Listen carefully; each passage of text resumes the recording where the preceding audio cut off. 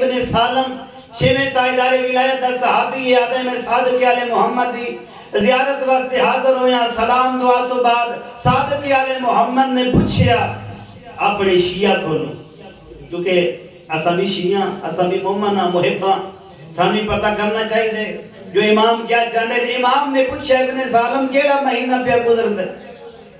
مولا رجب دا آخر آ چکے، آخری دیہاڑے پہ گزرتے ہیں. امام نے پوچھا ابن سالم کوئی روزہ بھی چکھے یا کوئی نو چکھیا؟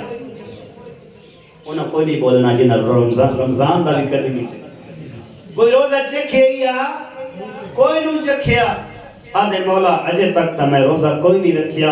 امام نے فرمایا بندے خدا تن پتہ ہے تو اس اجر اور ثواب تو محروم ہو گئے ہیں جڑا اجر اور ثواب خدا تو علاوہ کوئی شمار نہیں کر سکتا. اتنا بڑا اجر اور دل شوق تو پیدا ہوئے کیونکہ انسان لالچی تو ہوندے چاہے. کوئی طلب بیاد ہے مولا آخری دیارے جو ہن کوئی روزہ رکھاں دل فائدہ مل ویسے. امام نے فرمایا ابن سالم پریشان نہ ہو، جڑا بندہ ماہ رجب دے آخری ایام میں ایک روزہ رکھے اس روزے دے بدلے اللہ تعالیٰ اس بندے تے سکرات موت یعنی موت دی سختی نو آسان کر چھوڑیں دے. فرمایا ایک روزہ آخری دیاری رکھے فقط موت دی سختی دور نہیں ہوندی، اللہ اس ایک روزے دے بدلے اس بندے دے اتے وحشت قبر نو دور کر چھوڑیں دے.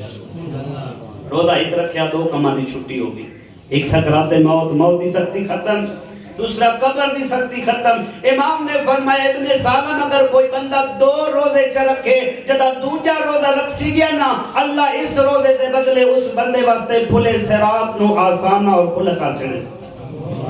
یعنی پھلے صراط آسان بھی ہو ویسی اور کشادہ بھی ہو ویسی. وقت فرمایا ابن سالم جے بندہ 3 روزے پورے چکر چھوڑے واجبت لہ الجنہ، اللہ اس بندے تے جہنم دی آگ نو حرام قرار دے کے جنت نو واجب قرار دے چھوڑے. اللہ